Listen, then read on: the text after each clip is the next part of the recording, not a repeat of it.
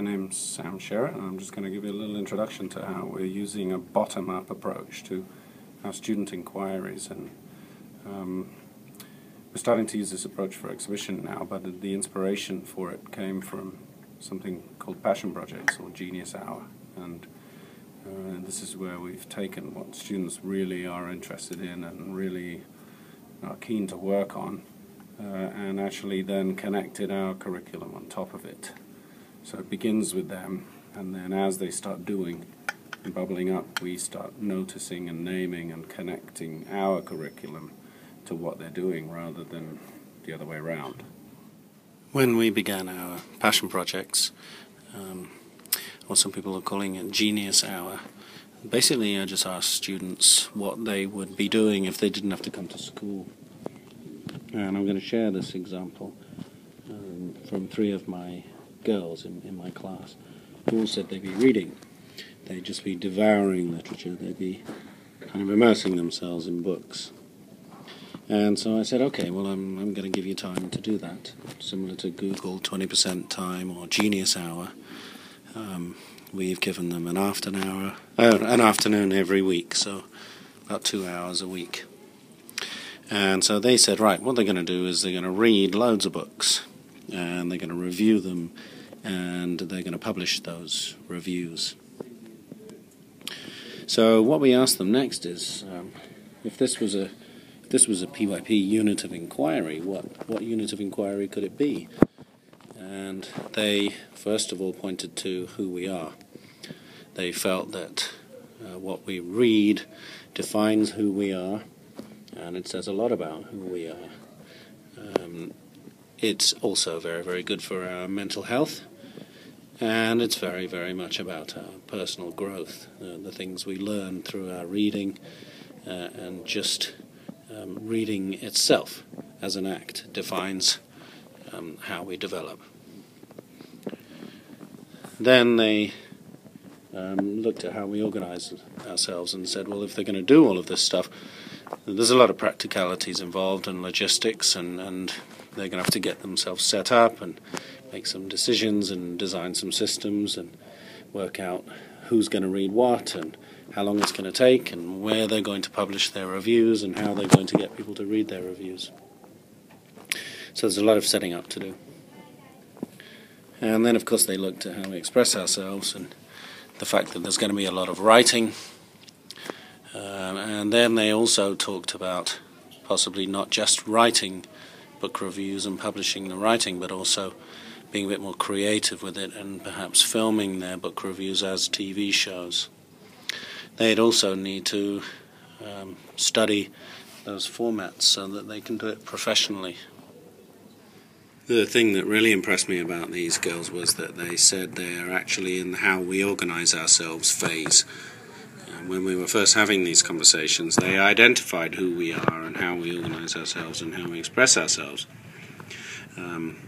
But then they said, well, right now we're really looking at how we organize ourselves, and I really liked that way of thinking. After that, we then started to explore the knowledge. So thinking now beyond what possible units it could be, instead thinking of the essential elements of the PYP. So once they start working, obviously you need to let them go first, just let them start doing, and then we can start making these connections with our curriculum in a very meaningful way. So they identified technology as a knowledge area that they would need to develop, particularly website design, video production and blogging. They identified all the strands of language arts as knowledge that they already possess, but also that they would need to develop. They decided they wanted to do quite a bit of data handling about how people like to hear about books. Do they like to read about them, or do they like to see them on videos and learn about different books that way? And so they'd need to look at the data handling part of maths. With social studies, they identified social organization and culture as the area they'd have to learn a bit more about, because they're going to have to create this little group, and they need to set things up so that they're organized and that they've got a culture of collaboration. And then they identified personal, social, physical education, and within that, particularly people's identity. What does what we read say about who we are? And then the arts.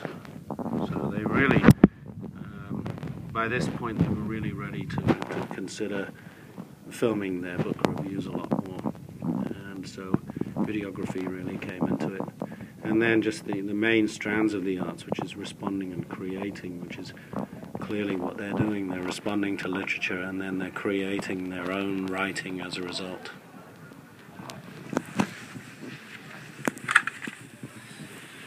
Then we asked them to move into the PYP concepts and to ask them to think about how the concepts can help them to ask the questions they need to ask in order to drive what they're working on. And so the first one for them was form and what their own writing is like.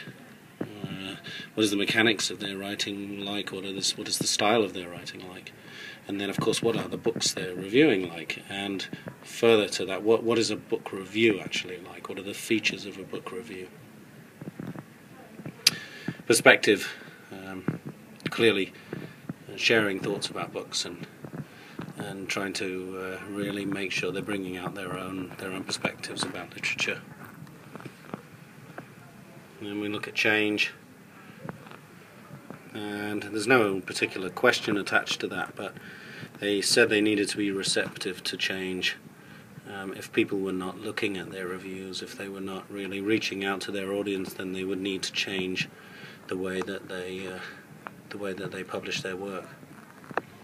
And then I was pleased because they talked about responsibility and the fact that they, as these reviewers, have a responsibility to write well, clearly, and make sure their work is professional, I suppose. Then we asked them to look at the transdisciplinary skills, and these can be really intimidating for students if you just, put them in front of them and say, go on. So this was fairly guided at this point, and there's no real need for them to know all of the skills off by heart. It's just that they are available to them and that they can select and work out which ones are necessary at any given time. So we checked out the social skills first, and they decided that these were going to be vital.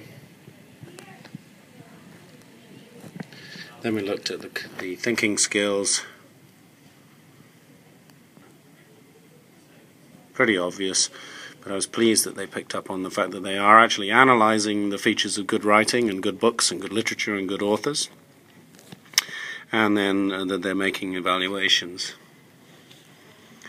Communication skills is a massive one for them, particularly the presenting, the idea of presenting.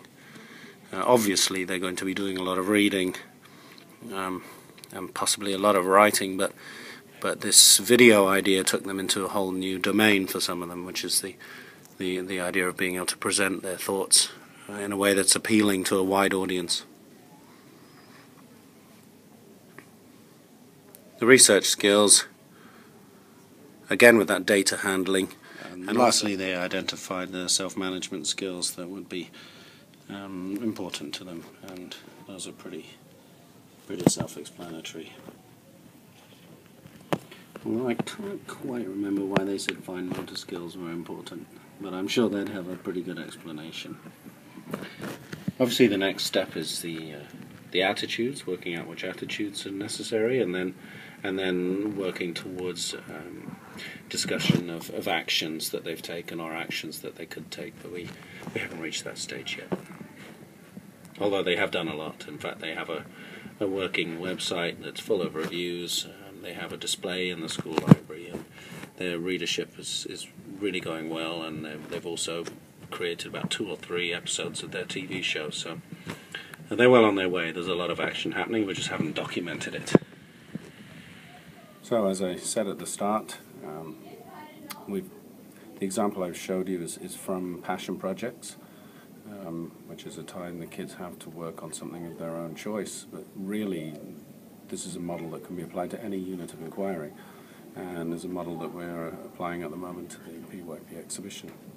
So we get them to really spend a lot of time working out what their focus is and then what their purpose is, and once they start doing, then we've got something to work with, and again, once they start doing, we then start making those connections for them, beginning with the knowledge that's necessary, and then the conceptual connections that need to be made, the questioning that can be unlocked through concepts, and then the skills and the attitudes and the actions. So it's really bubbling up from them, and we're doing all the connecting and the tagging and the noticing and the naming,